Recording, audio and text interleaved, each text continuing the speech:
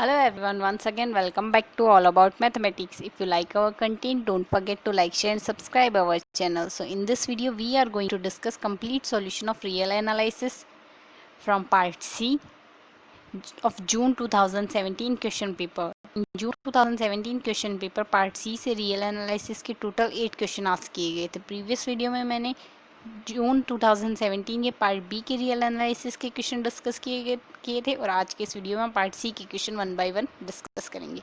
So let us start with the first question. In this question alpha equals to 0.101 10 110 1110 1111 यानी first time तो आ रहा है 10, second time 2 time 1 and 0, third time आ रहा है 3 time 1 and 1 0, next time आ रहा है 4 टाइम 0 1 एंड 0, सो ऑन. अगर ये कंडीशन चलेगी देन 5 टाइम 1 एंड 0 इस टाइप का केस बनेगा.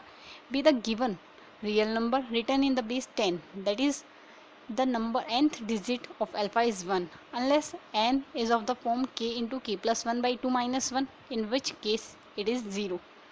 Choose that the correct statement from below. So alpha, first option is saying alpha is a rational number, second statement is saying alpha is an irrational number, third statement is saying for every integer q is greater than equals to 0 2 there exists an r is greater than 1 such that r by q is less than alpha is less than r plus 1 by q, and last statement is saying alpha has no periodic decimal expression. So periodic decimal, so one options की अगर बात करें तो periodic decimal expression होता क्या है. Periodic decimal expression होता है लाइक कोई भी एक्सप्रेशन हो देन उसमें डिजिट एक रिपीटिशन मोड में चलती जाए. बट यहाँ से हम देखेंगे देन कोई रिपीटिशन मोड नहीं है. लाइक फर्स्ट टाइम 1 0 आया, सेकंड टाइम 1 1 0 आया, थर्ड टाइम 1 1 1 1 0 आया. सो इस तरीके से कोई रिपीटिशन नहीं है. लाइक रिपीटिशन टाइप का जैसे 2 2 2 5 2 2 5 2 2 5 में लाइक रिपीटिशन में चल रहा है. वरना यहाँ तो कोई रिपीटिशन नहीं है, किसी भी डिजिट का रिपीटिशन हो सकता है जैसे 387 387. सो यहाँ से रिपीटिशन मोड चल रहा है. 387 आएगा देन वापस 387 आएगा, सो ऑन इस टाइप से रिपीटिशन चलेगा. बट यहाँ से कोई भी पीरियडिक रिपीटिशन नहीं है. That's why this expression has no periodic decimal expression कोई पीरियडिक नहीं है. दैट्स वाई यहाँ से ये ऑप्शन करेक्ट हो जाएगा कि गिवन एक्सप्रेशन में कोई पीरियडिक डेसिमल एक्सप्रेशन नहीं है. सो ऑप्शन फोर्थ करेक्ट हो गया. पार्ट सी का क्वेश्चन है देन मल्टीपल करेक्ट ऑप्शंस होंगे, देन बाकी ऑप्शंस भी हमें चेक करने होंगे. सो बाकी ऑप्शंस की अगर बात करें x is rational number if x has no periodic decimal expansion. हमने यहाँ डिस्कस किया है एल्फा में कोई पीरियडिक डेसिमल एक्सपेंशन नहीं है देन एक्स एल्फा हमारे पास एक इरेशनल नंबर होगा. अगर ये इरेशनल नंबर है देन ये क्या इम्प्लाई कर रहा है. If x is an irrational number then option A correct हो जाएगा और सॉरी ऑप्शन बी करेक्ट हो जाएगा कि ये इरेशनल नंबर है और ऑप्शन ए डिस्कार्ड हो गया क्योंकि कोई भी एलिमेंट जो इरेशनल हो गया वो रैशनल नहीं हो सकता. सो यहाँ से ऑप्शन ए डिस्कार्ड हो गया. सो ऑप्शन ए डिस्कार्ड हो गया, ऑप्शन बी करेक्ट हो गया. Now come to the next option. Option C की अगर बात करें, ऑप्शन सी कह रहा है for every integer q is greater than equals to 2 there exists an integer alpha greater than 1 such greater than equals to 1 such that alpha by q is less than alpha r by q is less than alpha is less than r plus 1 by q. मतलब हर q is greater than equals to 0 के लिए एक ऐसा r exist, r is greater than equals to 1 exist ही करेगा then जिसके लिए एक्सप्रेशन फुलफिल होगा. अगर ये एक्सप्रेशन फुलफिल हो रहा है देन इसका ये एक्सप्रेशन तो फुलफिल होगा ही, r by q is less than alpha. So let us take q equals to 2. अगर क्यू इक्वल्स टू 2 अज्यूम करते हैं देन हमारे पास ऐसा कोई भी r is greater than equals to 1 नहीं मिल रहा है जिसके लिए r by q is less than alpha होगा. क्योंकि अगर क्यू इक्वल्स टू 2 है एंड यहाँ से आर की वैल्यू एटलीस्ट हमें 1 लेनी है. सो अगर आर क्यू इक्वल्स टू हमने 2 अज्यूम किया है देन आर की वैल्यू एटलीस्ट 1 लेनी है. If r equals to 1 then 1/2 की फॉर्म बनेगी आर बाई क्यू की और 1/2 इम्प्लाइज 0.5 समथिंग ये बनेगा 0.5 बनेगा. अगर ये 0.5 है बट हमारे पास यहाँ से 0.10 दिया है then this digit alpha less than आ रहा है आर बाई क्यू से.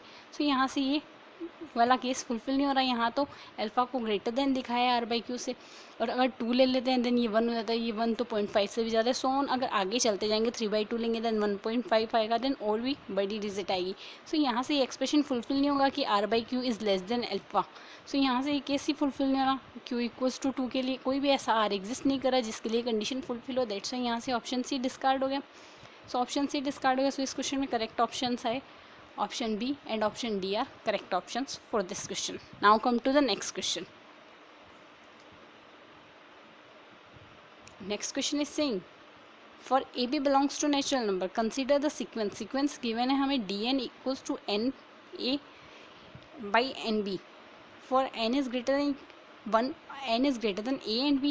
Which of the following statement are true as n is tending to infinity? When n is tending to infinity कौन सा स्टेटमेंट करेक्ट होगा? फर्स्ट स्टेटमेंट इसे कह रहा है dn converges for all a b. Second option कह रहा है dn converges for a less than b. Third statement is saying dn converges if a equals to b and last statement is saying dn converges if a is greater than b.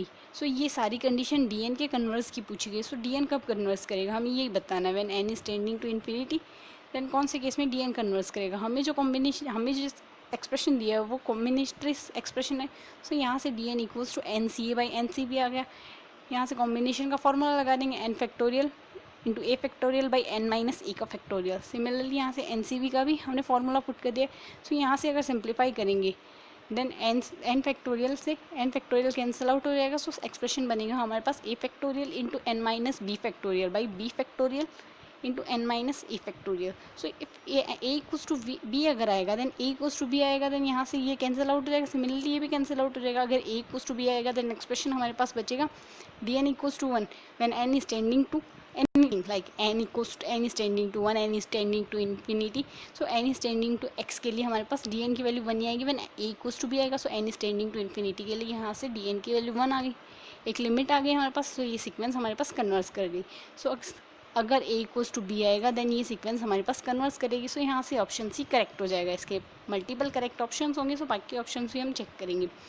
If we are just taking like यहाँ से अगर देखें तो हमारे पास expression ये बना है. सो ये एक्सप्रेशन कब कन्वर्स करेगा? ये एक्सप्रेशन तब भी कन्वर्स करेगा देन ये ऊपर वाला एक्सप्रेशन इससे लेस देन हो n is less than b.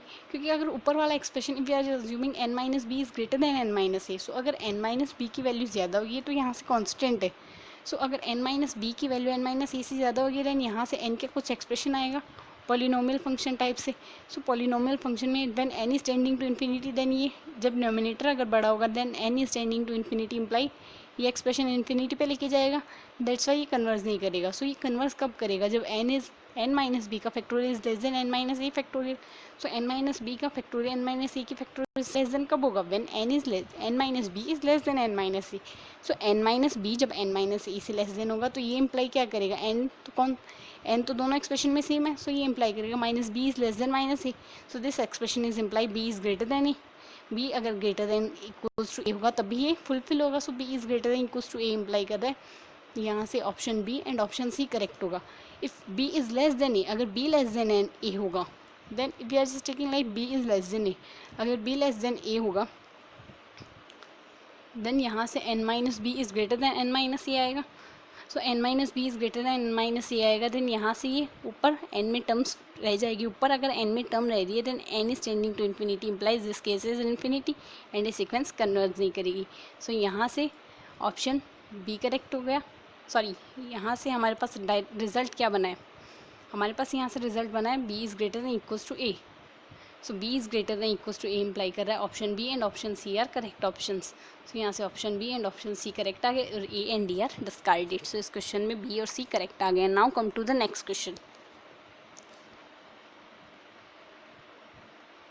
This question is saying let A and B the sequence of real number satisfy कर रहा है. Sum of n equals to 1 to infinity modulus of A N minus 1 is less than infinity less than infinity then the series sum of n equals to 0 to infinity a n x raised to the power n where x belongs to real number is convergent. मतलब हमें दिया हुआ ये expression हमारे पास finite है. Then अगर ये finite होगा देन ये सीक्वेंस ये सीरीज जो बनेगी हमारे पास sum of A N X S to the power N हमारे पास कन्वर्जेंट सीक्वेंस बनेगी where X belongs to real number. So ये कन्वर्जेंट बनेगी किस केस में कन्वर्स करेगी? कहाँ कन्वर्स करेगी? Nowhere on are.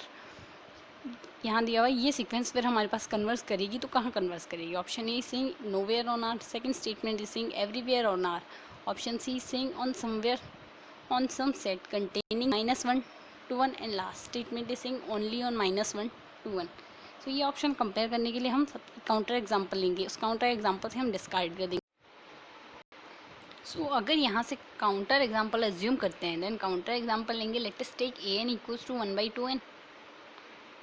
If A N equals to 1/2n then यहाँ से sum of A N sum of N equals to 1 to infinity modulus of A N minus 1 आएगा हमारे पास इसके similar sum of N equals to 1 to infinity modulus of 1/2n minus 1/2n minus 1। So ये imply करेगा sum of N equals to 1 to infinity 1/2n minus 1 आ गया है यहाँ से। और अगर ये सीरीज देखेंगे ये हमारे पास ज्योमेट्रिकल प्रोग्रेशन आ गई, ज्योमेट्रिक प्रोग्रेशन जिसमें r इक्वल्स टू 1/2 है, r इक्वल्स टू अगर 1/2 है which is less than 1। So यहाँ से इसका sum of n equals to 1 to infinity आएगा 1/1 minus 1/2 which is imply 2। So यहाँ से इसका सम अगर 2 आ रहा है then which 2 which is less than infinity. So यही हमें लेना है। सो ये गिवन कंडीशन को फुलफिल कर रहा है हमारा जो ए एन हमने अज्यूम किया है। सो अगर ये ए एन आ रहा है देन बाई कोशी-हार्ट्मान रूल अगर इसे sum of A N X to the power n where x is belongs to r ले देन ये हमारे पास जो एक्सप्रेशन आएगा बाई कोशी-हार्ट्मान फार्मूला से इसकी आर से निकालेंगे, इसकी आर से निकलेगी r equals to 1 by limit n is tending to infinity supremum of modulus 1/n। तो यहाँ से ए एन का सुप्रीमम इसका सुप्रीमम 1/2n ही आएगा। सो इसका पावर 1/n अगर करते हैं देन यहाँ से this n is cancel out with this n। सो यहाँ से वैल्यू आ गई 1/2। सो यहाँ से वैल्यू आ जाएगी A N by 1/1/2 which is imply यहाँ से 2 आ गई। सो यहाँ से इस जो सीरीज़ है sum of A N x minus N इस सीरीज़ की आर ओ सी आ गई हमारे पास 2। और वी नो दैट कोई भी पावर सीरीज़ जो होती है वो कन्वर्स करेगी आर ओ सी के अंदर। सो इस आर ओ सी के अंदर कन्वर्स करेगी और आर ओ सी के बाहर ये डाइवर्स करेगी। सो आर ओ सी के बाहर तो ये डेफिनेटली डाइवर्स करेगी। सो अगर ये अंदर कन्वर्स करी है देन ऑप्शन ए कह रहा है नोवेयर ऑन आर, बट हमारे पास आर ओ सी के अंदर तो ये कन्वर्स कर ही रही है, that's why option A discard हो गया। सॉरी यहाँ से ऑप्शन ए डिस्कार्ड हो जाएगा जो कह रहा है nowhere on r. Second statement कह रहा है एवरीवेयर ऑन आर, बट ये आर इज़ ग्रेटर देन 2 के लिए डाइवर्स कर रही है क्योंकि कोई भी power series are O C के अंदर कन्वर्स करती है, आर ओ सी के बाहर डाइवर्स करती है और आर ओ सी के ऊपर when r equals to 2 then हमें ये फाइंड आउट करना होगा। बट ये एवरीवेयर ऑन आर तो कन्वर्स नहीं करी, दैट्स वाई यहाँ से ऑप्शन बी भी डिस्कार्ड हो गया। ऑप्शन सी कह रहा है on some set containing -1 to 1। हाँ ये सीरीज़ -1 to 1 के लिए कन्वर्स कर रही है, बट यहाँ से ये हम स्टेटमेंट करेक्ट नहीं कह सकते। अगर कोई भी काउंटर एग्जांपल से स्टेटमेंट डिस्कार्ड हो रहा है देन उसे डिस्कार्ड तो कर सकते हैं बट किसी भी ऑप्शन को करेक्ट नहीं कर सकते। सो एक बार इस ऑप्शन को हम यहीं लेट गो करते हैं देन ऑप्शन डी पर जाते हैं। ऑप्शन डी हमें कहते हैं ओनली ऑन -1 to +1। सो ये सीरीज़ जो कर रही है -2 to +2 तो हमारे पास कन्वर्स कर ही रही है। -1 to +1 का तो कोई लॉजिक ही नहीं है। यहाँ से ये -1 to +1 to -1 to -2 to +2 तो ये कन्वर्स कर ही रही है। यहाँ से ये कंडीशन भी डिस्कार्ड हो गई जो कह रहे हैं सिर्फ इसी रीज़न में कन्वर्स करिए, हमारे पास ये इससे ज़्यादा बड़े रीज़न में कन्वर्स करिए, दैट्स वाई यहाँ से ये स्टेटमेंट भी डिस्कार्ड हो गया। तो यहाँ से किसी भी क्वेश्चन में बाकी 3 स्टेटमेंट डिस्कार्ड हो गया देन बचा हुआ ऑप्शन तो करेक्ट होगा ही, दैट्स वाई यहाँ से ऑप्शन सी करेक्ट आ गया। सो इस क्वेश्चन का करेक्ट आंसर आ गया ऑप्शन सी। हमने काउंटर एग्जाम्पल लेके ऑप्शन सी को करेक्ट कर दिया है। Now come to the next question. This question is saying let fx equals to tan inverse x where x belongs to real number, then there exists a polynomial px satisfying px into f dash x equals to 1 for all x. Second statement is saying f raised to the power n at 0 equals to 0 for all positive even integers n. Third statement is saying the sequence fn 0 is unbounded and last statement is saying fn 0 equals to 0 for all n. So यहाँ से हमें fx दिया f dash 1, यहाँ से f का 1 time differentiation f n denote करा है n time differentiation, then यहाँ से इसका डिफ्रेंशिएशन की ही बात की गई है। सो tan इनवर्स x अगर ये दिया देन f डैश x अगर निकालते हैं f डैश x आएगा 1/1 प्लस x स्क्वायर, क्योंकि ये इनवर्स ट्रिग्नोमेट्रिक फंक्शन है। सो इसका डिफ्रेंशिएशन यहाँ से ये होता है, डायरेक्ट रिजल्ट है। Then f dash x equals to 1 + 1/1 plus x square, then f dash at 0 equals to 1 आ रहा है, f dash at 0 equals to 1 आ रहा है। देन ऑप्शन डी कह रहा है f n 0 equals to 0 for all n। Let us take n equals to 1 then f dash 0 does not equals to 0, that's why यहाँ से ऑप्शन डी डिस्कार्ड हो गया। ऑप्शन डी डिस्कार्ड हो गया। Then now come to the next question. First next option अगर option A की बात करें, ऑप्शन ए कह रहा है there exist a polynomial px satisfy कर रहा है px into 1 + x square equals to 1 px into f dash x equals to 1। So let us take px equals to 1 + x square. So अगर px equals to 1 + x square लेंगे then इसको अगर f dash से into कर देंगे then value 1 आ जाएगी for all x।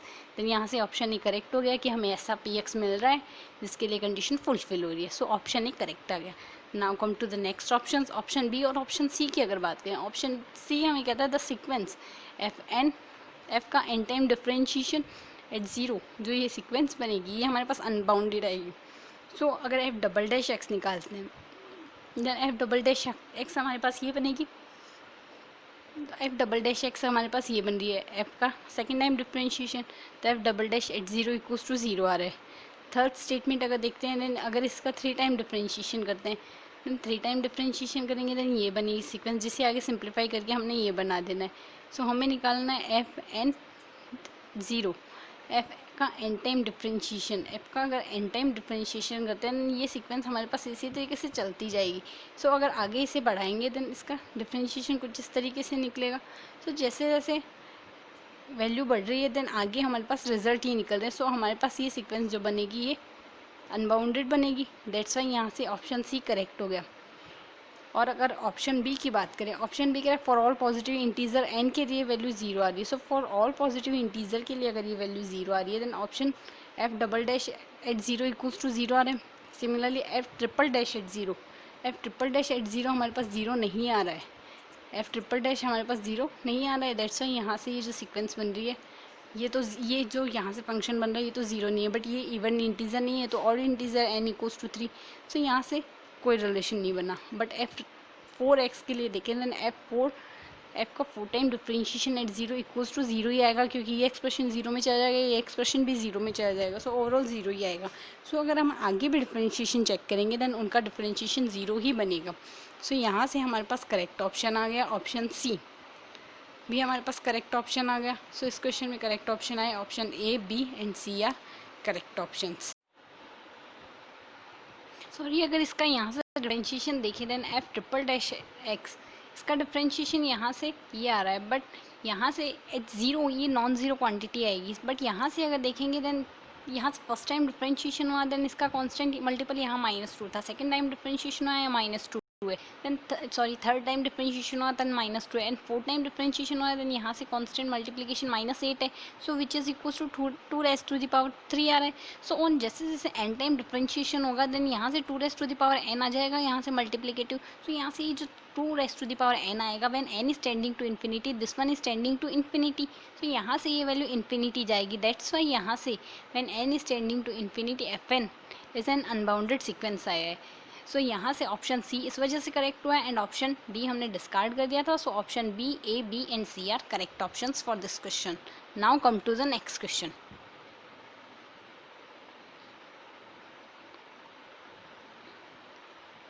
In the next question, this question is from uniform convergence. This question is saying fn x equals to 1 by 1 plus n square x square for all n belongs to natural number where x belongs to real number. Which of the following are true? कौन सा statement true होगा? First statement is saying fn converges pointwise on 0 to 1 to a continuous function. Second statement is saying fn converges uniformly on 0 to 1. Third statement is saying fn converges uniformly on -1 to 1, and last statement is saying fn limiting n tending to infinity, integration between 0 to 1 fn x dx equals to integration between 0 to 1 limit n is tending to infinity fn x dx equal आएगा। Then यहाँ से अगर function की बात करें, function हमें given है ये, सो फंक्शन का यूनिफॉर्म कन्वर्जेंस चेक करने से पहले हमें इसका पॉइंट वाइज कन्वर्जेंस चेक करना होगा, देन यूनिफॉर्म कन्वर्जेंस पे आएंगे। सो fn x हमें गिवन है 1 by 1 plus n square x square. So अगर इसकी पॉइंट वाइज कन्वर्जेंस चेक करते हैं, so pointwise convergence check करने के लिए limit n is tending to infinity लेके जो फंक्शन बनेगा हमारे पास एफ एक्स, अगर वो कॉन्टीन्यूस होगा देन ये फंक्शन पॉइंट वाइज कॉन्टीन्यूस होगा। When limit is n is tending to infinity, x equals to 0 लेंगे, एक्स इक्वल्स टू 0 इंप्लाई कर रहा है function equals to 1, f x equals to 1 आ जाएगा। When x doesn't equals to 0 then f x equals to 0 आ जाएगा। So ये जो फंक्शन बना है ये हमारे पास कॉन्टीन्यूस फंक्शन नहीं बना है, सो ये कॉन्टीन्यूस फंक्शन नहीं है, देन फंक्शन हमारे पास पॉइंट वाइज कॉन्टीन्यूस नहीं बनेगा ऑन 0 to 1। देन अगर फंक्शन पॉइंट वाइज कॉन्टीन्यूस नहीं है देन वो यूनिफॉर्म कॉन्टीन्यूस नहीं होगा, यूनिफॉर्म कन्वर्जेंट नहीं होगा, दैट्स वाई यहाँ से ऑप्शन ए और ऑप्शन बी डिस्कार्ड हो गए। ऑप्शन ए तो कह रहा है function is pointwise on 0 to 1 to a continuous function, that's why यहाँ से ऑप्शन ए डिस्कार्ड हो गया। और ऑप्शन बी कह रहा है एफ कन्वर्जेस यूनिफॉर्मली, अगर पॉइंट वाइज ही कन्वर्ज नहीं करा देन यूनिफॉर्मली भी कन्वर्ज नहीं करेगा, दैट्स वाई ऑप्शन बी भी डिस्कार्ड हो गया। तो ऑप्शन ए और ऑप्शन बी तो डिस्कार्ड हो गए। और नेक्स्ट ऑप्शन कह रहा है फंक्शन यूनिफॉर्म कन्वर्जेंट है 1/2 to 1। सो अगर फंक्शन की बात करें, फंक्शन सिर्फ x इक्वल्स टू 0 पर कॉन्टीन्यूस नहीं है, दैट्स वाई अगर x इक्वल्स टू 0 ना हो, मतलब अगर फंक्शन का डोमेन हम एज्यूम करें but function is pointwise continuous on alpha 1 where alpha doesn't equals to 0 and greater than 0 और ग्रेटर देन 0, सो इस केस में फंक्शन पॉइंट वाइज कंटिन्यूस आ रहा है।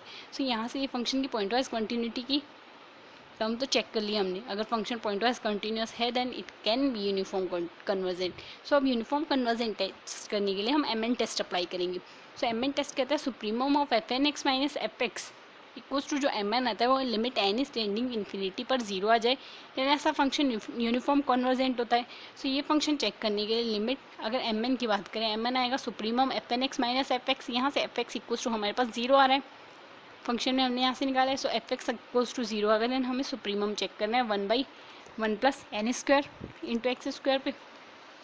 सो अगर इसका सुप्रीमम चेक करेंगे देन इसमें हमें x डजंट इक्वल्स टू 0 लिया है। x ये फंक्शन का सुप्रीमम हमारे पास कहाँ से आएगा, ये सुप्रीमम आएगा जब अपर टर्म न्यूमिनेटर बड़ा हो एंड डिनोमिनेटर जैसे जैसे कम होता जाए देन फंक्शन का हमारे पास सुप्रीमम आता जाएगा।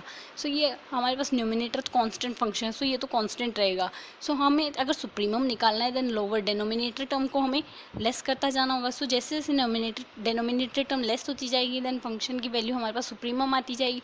सो इसकी वैल्यू लेस कब होगी, तब डिनोमिनेटर है हमारे पास 1/n² plus n² into x square.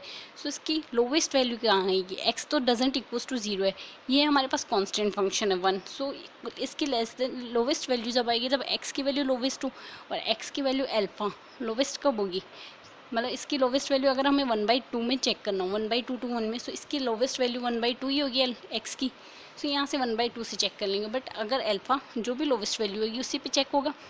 So यहाँ से x की वैल्यू अगर अल्फा होगी then limit n is tending to infinity होगा, देन ये टर्म यहाँ से इन्फिनिटी पे जाएगा। सो ओवरऑल टर्म इन्फिनिटी पे जाएगा, देन ये जो पूरा फंक्शन है वो टेंडिंग टू 0 हो जाएगा। तो यहाँ से ये फंक्शन 0 आ जाएगा, that's why limit n is tending to infinity m n equals to 0 आ गया। देन फंक्शन यूनिफॉर्म कन्वर्जेंट हो गया on alpha 1 where alpha is greater than 0। So यहाँ से यूनिफॉर्म कन्वर्जेंट हो गया 1/2 to 1। सो यहाँ से ऑप्शन सी करेक्ट आ गया। सो दिस क्वेश्चन है ऑप्शन सी करेक्ट ऑप्शन। अगर ऑप्शन डी चेक करें देन ऑप्शन डी में हमें ये फंक्शन दिया, इस फंक्शन पे लिमिट अप्लाई करेंगे। इस फंक्शन पर अगर लिमिट अप्लाई करते हैं then limit n is tending to infinity integration between 0 to 1 fn x dx equals to limit n is tending to infinity. हमें जो फंक्शन दिया वो ये है, उसका इंटीग्रेशन करेंगे देन क्योंकि 1/n² x² देन उसका इंटीग्रेशन करेंगे देन वैल्यू आ जाएगी tan inverse nx। Limit apply कर देंगे between 0 to 1 then limit apply करने से वैल्यू आएगी limit n is tending to infinity tan inverse n minus tan 0। So यहाँ से अगर लिमिट अप्लाई कर देंगे then which is equals to tan inverse infinity minus tan inverse 0 which is equals to π/2 and which is equals to 0 then π/2 minus 0 equals to π/2। सो यहाँ से left hand side आ गई हमारे पास π/2। अब राइट हैंड साइड में simplify करते हैं। Right hand side हमें गिवन है integration between 0 to 1 limit n is tending to infinity fn x, यानी fn x पे पहले लिमिट अप्लाई की गई। सो अगर fn x पे पहले लिमिट अप्लाई की जाएगी, फंक्शन हमारे पास fn x ये गिवन है, इस पे limit n is tending to infinity apply कर देंगे then fn x equals to 0 आ जाएगा। देन 0 का अगर इंटीग्रेशन करेंगे देन यहाँ से वैल्यू 0 ही रहेगी। सो राइट हैंड साइड आ गया हमारे पास 0। So left hand side doesn't equals to right hand side. So यहाँ से गिवन ऑप्शन डिस्कार्ड हो गया। सो यहाँ से ऑप्शन डिस्कार्ड हो जाएगा। सो इस क्वेश्चन में हमारे पास करेक्ट ऑप्शन है option C is a correct option. Now come to the next question.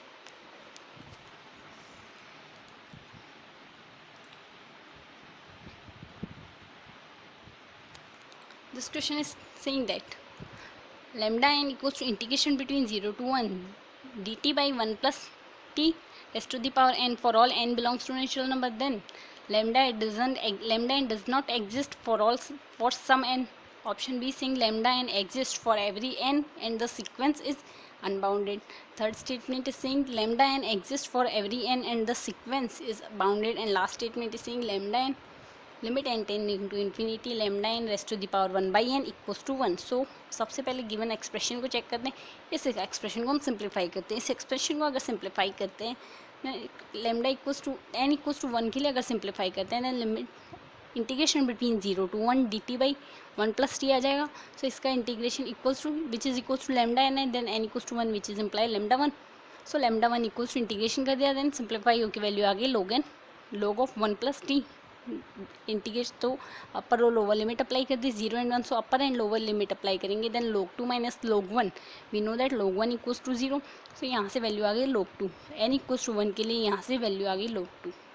Now come to the next condition, when n is greater than 1, अगर n is greater than 1 आएगा then इस case में हमारे पास lambda n equals to integration between 0 to 1, lambda n equals to integration between 0 to 1 dt by 1 plus t raised to the power n आएगा when n is greater than 0, n is greater than 1, so यहाँ से integration apply कर देंगे, integration करेंगे तो यहाँ से value आ जाएगी। सो लिमिट अगर अप्लाई करेंगे between 0 to 1, so limit apply करने पर वैल्यू आएगी 1 by 1 minus n into 1 by 2 n minus 1 2 raised to the power n minus 1 minus 1। So यहाँ से अगर देखते हैं देन यहाँ से लेमडा एन एग्जिस्ट कर रहा है फॉर ऑल एन के लिए, क्योंकि जब एन ये कब एग्जिस्ट नहीं करेगा, व्हेन एन इक्वल्स टू 1, यहाँ से अगर इस एक्सप्रेशन को देखें देन ये कब एग्जिस्ट नहीं करा, when n equals to 1। So अगर एन इक्वल्स टू 1 होगा देन लेमडा एन की वैल्यू तो ये आएगी नहीं, एन इक्वल्स टू 1 होगा देन लेमडा एन की वैल्यू log ऑफ 2 आ रही है। So this case is imply n is greater than 1 के लिए ये कंडीशन। सो ये कंडीशन फॉर ऑल एन के लिए एग्जिस्ट कर रही है और ये कंडीशन एन इक्वल्स टू 1 के लिए एग्जिस्ट कर रही है, then lambda N is exist for all N. So इस केस में लेमडा एन हर एन के लिए एग्जिस्ट कर रहा है। सो ये ऑप्शन कह रहा है lambda n does not exist for some n but lambda N is exist for all n, that's why यहाँ से ऑप्शन ही डिस्कार्ड हो गया। नेक्स्ट ऑप्शंस की अगर बात करें, द नेक्स्ट ऑप्शन कह रहा है lambda N exist for every N and the sequence is unbounded. So lambda N की first option lambda N equals to 1 है, देन इस केस में तो ये हमारे पास बाउंडेड आ रहा है। अब अगर एन की डिस्टिंक्ट वैल्यूज़ भी होगी then n equals to n tending to infinity के लिए भी हमारे पास ये वैल्यू बाउंडेड ही आएगी, क्योंकि when n is tending to infinity this expression is tending to 0। So यहाँ से ये एक्सप्रेशन भी बाउंडेड ही आएगा। सो ये मोनोटोनिकली डिक्रीजिंग फंक्शन बनेगा। सो यहाँ से ये फंक्शन भी हमारे पास बाउंडेड ही आएगा और व्हेन एन इक्वल्स टू 2 आएगा, सो एन इक्वल्स टू 2 के लिए यहाँ से वैल्यू आएगी -1 by 2, 1 by 1 minus 2, और यहाँ से value 2 minus 1 which is equals to 1 by 2 minus 1 which is equals to -half equals to minus half आएगा यहाँ से, और माइनस इंटू होने पर ये वैल्यू आ जाएगी +12। सो एन इक्वल्स टू 2 के लिए वैल्यू 1 by 2 आ रही है, एन टेंडिंग टू इन्फिनिटी के लिए वैल्यू 0 आ रही है। सो ये मोनोटोनिकली डिक्रीजिंग फंक्शन आएगा हमारे पास। सो ये डिक्रीजिंग फंक्शन आ रहा है, that this one is imply function bounded आ रहा है for all value of N, but यहाँ से कह रहा है for all there lambda n exists for every n and the sequence is unbounded, but sequence हमारे पास बाउंडेड आ रही है। सो यहाँ से ये ऑप्शन भी डिस्कार्ड हो गया। ऑप्शन ए हमने पहले डिस्कार्ड कर दिया। ऑप्शन सी कह रहा है lambda N exist for every N and the sequence is bounded. So यहाँ से ऑप्शन सी करेक्ट आ गया, जो कह रहा है लैम्डा एन बाउंडेड होगा और एन की हर वैल्यू के लिए एग्जिस्ट करेगा। सो ऑप्शन सी करेक्ट आ गया। Now come to the last option, option D. Option D हमें कहता है limit n is tending to infinity lambda n raised to the power 1 by n equals to 1 आएगा। सो अगर इस result की बात करें, हमारे पास ये डायरेक्ट रिजल्ट है जो कहता है limit n is tending to infinity a n raised to the power 1 by n is equals to limit n is tending to infinity a N plus 1 by a n आएगा। सो इस case में अगर limit apply करेंगे then हमें ये दिया हुआ है। So A N plus 1 by a n अगर करते हैं देन लैम्डा एन की वैल्यू हमारे पास क्या गिवन है, लैम्डा एन की वैल्यू हमने यहाँ से फाइंड आउट किया। लैम्डा एन की वैल्यू हमारे पास ये और लैम्डा, सो यहाँ से एन प्लस 1 पुट करके लैम्डा एन प्लस 1 की वैल्यू निकालेंगे। सो अगर यहाँ से ये वैल्यू दोनों इक्वेशन से हमने नेक्स्ट इक्वेशन में अगर यहाँ से पुट करते हैं इस इक्वेशन में, देन यहाँ से हमारे पास वैल्यू आएगी ये, जिसे हम सिंप्लीफाई करके हम बना सकते हैं limit n is tending to infinity n plus n minus 1 by n, और यहाँ से अपर में लिमिट अप्लाई कर देंगे, लोअर में लिमिट अप्लाई कर देंगे limit n is tending to infinity. When limit n is tending to infinity then अगर इन्फिनिटी हुआ then this expression is tending to 0 and this expression is also tending to 0। So -1 by -1 which is equals to cancel out होकर value आ गई +1। सो इस expression की तो हमारे पास value आ गई +1, यहाँ से एक्सप्रेशन +1 में गया, और यहाँ से अगर एक्सप्रेशन में लिमिट अप्लाई करेंगे देन ये सिंप्लीफाई होकर वैल्यू आएगी 1 - 1 by n limit n is tending to infinity this expression tending to 0। So यहाँ से वैल्यू आ गई 1 by n 1। सो यहाँ से limit n is tending to infinity lambda n raised to the power 1 by n equals to 1। यही हमें option D कह रहा है कि limit n is tending to infinity lambda n raised to the power 1 by n equals to 1। So यहाँ से option C भी correct आ गया और ऑप्शन डी भी करेक्ट आ गया। सो इस गिवन क्वेश्चन में हमारे पास option C and option D दोनों करेक्ट ऑप्शंस आ गए। Now come to the next question.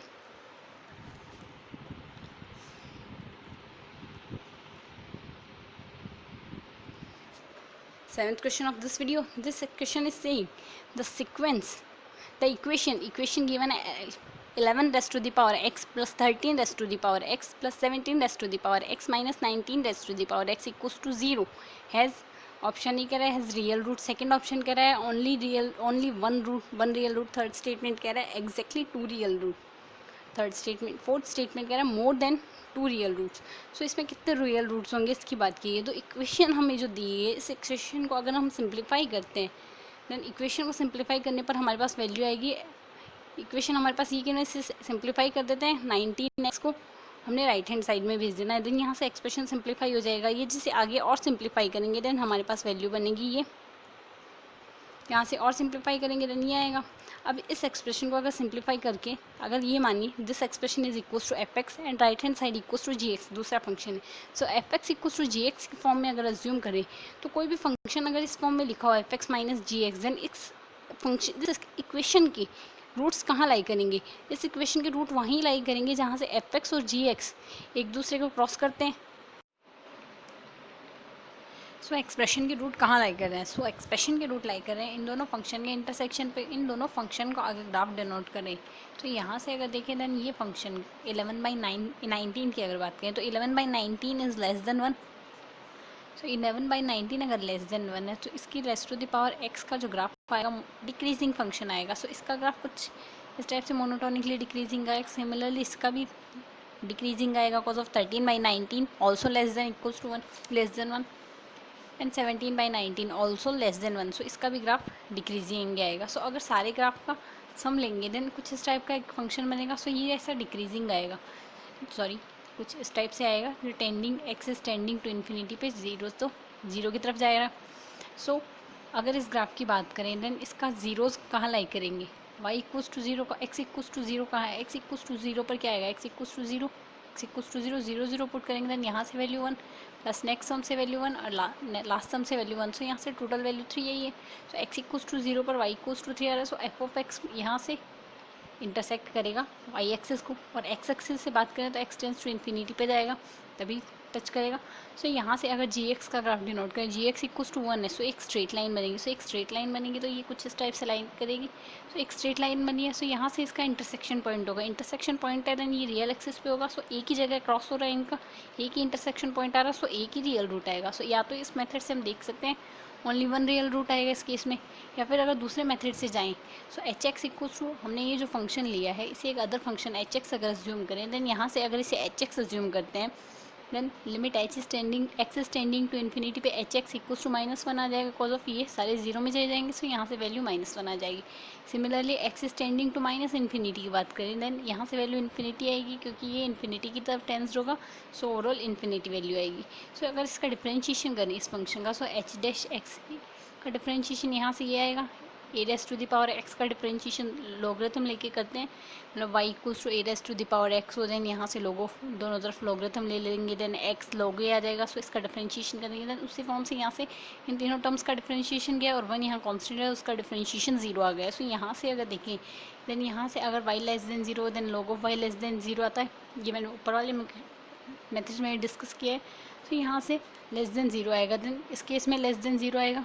जैसे अगर 11/19 की बात करें लेस देन 1 है बट ग्रेटर देन 0 है ये क्वांटिटी 11/19, सिमिलर ये भी ग्रेटर देन 0 और ये भी ग्रेटर देन 0 आएगी। बट यहाँ से लोग 11/19 लेस देन 0 आएगा, ये भी लेस देन 0 आएगा, ये भी लेस देन 0 आएगा। So overall value less than 0 आएगी। तो यहाँ से वैल्यू लेस देन 0 आएगी then H dash x less than 0 आ गया। लेस देन 0 इम्प्लाई करा strictly decreasing function. So H of x strictly decreasing function है। सो साथ ही यहाँ से हमने रूट निकालिए x tends to minus plus infinity पे वैल्यू -1 आएगी और x tends to minus infinity पे वैल्यू प्लस इन्फिनिटी जाएगी। सो कुछ इस टाइप से ग्राफ बनेगा, मोनोटोनिकली डिक्रीजिंग ग्राफ आएगा। सो ये रियल एक्सिस पे सिर्फ इसका एक ही रूट लाई करेगा, एक ही बार कट करेगा रियल एक्सिस पे। सो यहाँ से एक ही रूट आएगा इसका। सो यहाँ से इम्प्लाई करा है, इस मेथड से भी हम इम्प्लाई कर सकते हैं कि यहाँ से सिर्फ एक ही रियल रूट आ रहा है देन ऑप्शन भी करेक्ट हो जाएगा। सो इस क्वेश्चन में ऑप्शन भी करेक्ट हो गया। Now come to the next and last question of this video. In this question given that let S be the set of alpha beta belongs to R square such that alpha set हमें इस तरीके से S उन सारे alpha beta का set है जिनके लिए x S to the power alpha y s to the power beta over root of x square plus y square is less tending to 0 as x y tending to 0 0, then S is contain in, S कौन से set में contain करेगा, S हमारे पास जो set given है वो ये set given है, सॉरी एस हमें जो सेट गिवन है, एस उन सारे अल्फा बीटा का सेट गिवन है जिनके लिए ये टेंडिंग टू 0 होगा, when x y tending to 0 0। So S कौन से सेट में कंटेन कर रहा है हमें ये पूछा है। सो अगर एस की बात करें, सबसे पहले एस में किस टाइप के एलिमेंट आएंगे, और यहाँ से ये दे दिया है कि एक्स वाई टेंडिंग टू 0 0 पे ये टेंडिंग टू 0 आए, ये फंक्शन टेंडिंग टू जब 0 आएगा देन वो सेट एस होगा।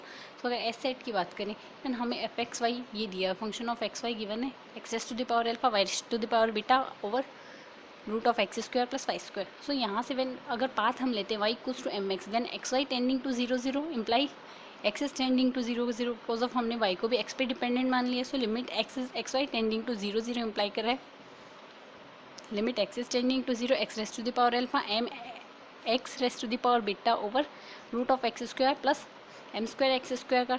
तो यहाँ से अगर सिंप्लीफाई करेंगे then x raise to the power alpha plus beta, और यहाँ से एक्स स्क्वायर रूट के बाहर आएगा देन एक्स हो जाएगा। सो यहाँ से x raise to the power alpha plus beta minus 1 into m raise to the power beta over 1 plus m square आ जाएगा। सो यहाँ से ये क्वांटिटी एम पे डिपेंडेंट आ गई। When x is tending to 0 then ये केस 0 को बाय में फंक्शन में दिया एस उन्हीं एलिमेंट्स का सेट होगा जिनके लिए एक्स वाई टेंडिंग टू 0 पे ये एफ फंक्शन 0 पे टेंस करे। सो ये फंक्शन 0 पे कब टेंस करेगा, ये फंक्शन 0 पे जब भी टेंस करेगा देन यहाँ से x alpha plus beta minus 1 greater than 0 हो तभी ये टेंस करेगा, क्योंकि अगर लेस देन 0 होगा देन उस केस में ये 1 बाई एक्स की फॉर्म में चला जाएगा, 1 बाई एक्स की पावर समथिंग। सो ये एक्स इज टेंडिंग टू 0 पे ये वैल्यू इनफाइनाइट पे जाएगी, तो डिफाइन नहीं होगी। सो ये 0 तभी टेंस करेगा जब alpha plus beta greater then alpha plus beta minus 1 greater than 0। So this condition is imply alpha plus beta greater than 1। So alpha plus beta अगर ग्रेटर देन 1 आ रहा है देन वो केस इम्प्लाई करेगा then S उन सारे alpha betas का set होगा जिनके लिए alpha plus beta greater than 1 आएगा। सो ये केस इम्प्लाई कर रहा है alpha plus beta greater than 1 implies, यहाँ से ऑप्शन सी तो करेक्ट हो गया जो कह रहा है alpha plus beta greater than 1। और ऑप्शन बी की अगर बात करें देन हमें पूछा S is contained in, S कौन से सेट में कंटेन कर रहा है। सो एस कंटेन कर रहा है देन अगर alpha greater than 1 beta greater then, overall इस केस में alpha plus beta greater than 1 आ जाएगा, मतलब ये सुपर सेट होगा, इसका सबसेट होगा हमारे पास एस। सो अगर अल्फा और बीटा दोनों ग्रेटर देन 0 आएंगे देन इस केस में alpha plus beta greater than वाली कंडीशन इस सेट के अंदर लाई कर दी है, ये सुपर सेट है जिसके अंदर एस कंटेन कर सकता है।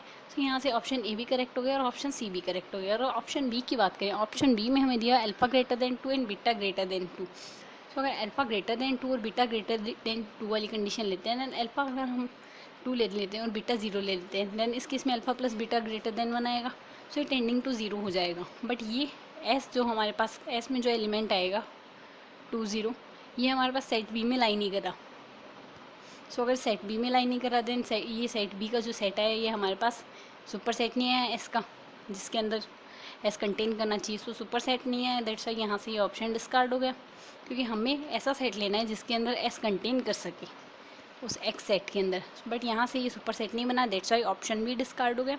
Now come to the last option, option D. Option D हमें कहता है alpha plus 4 beta greater than 1। So alpha plus 4 beta अगर ग्रेटर देन 1 आ रहा है then alpha plus beta plus 3 beta greater than 1। So यहाँ से ये condition alpha plus beta greater than वाली कंडीशन यहाँ से हमें मिल रही है। सो ये कंडीशन इम्प्लाई करती है इसका सुपर सेट हो सकती है, इसका सुपर सेट होगा, दैट्स वाई यहाँ से ये कंडीशन भी करेक्ट हो जाएगी, क्योंकि हमें यहाँ एस इसका सबसेट लेना है, यहाँ से ये सुपर सेट है देन एस इसका सबसेट होगा। सो यहाँ से ऑप्शन सी डी भी करेक्ट होगा। तो इस क्वेश्चन में option A, option C and option D are correct options. So आज के इस वीडियो में हमने जून 2017 में पूछे गए पार्ट सी के सारे रियल एनालिसिस के टोटल 8 क्वेश्चन थे जो सारे डिस्कस कर लिए। अगर आपको वीडियो पसंद आया तो लाइक शेयर एंड सब्सक्राइब करना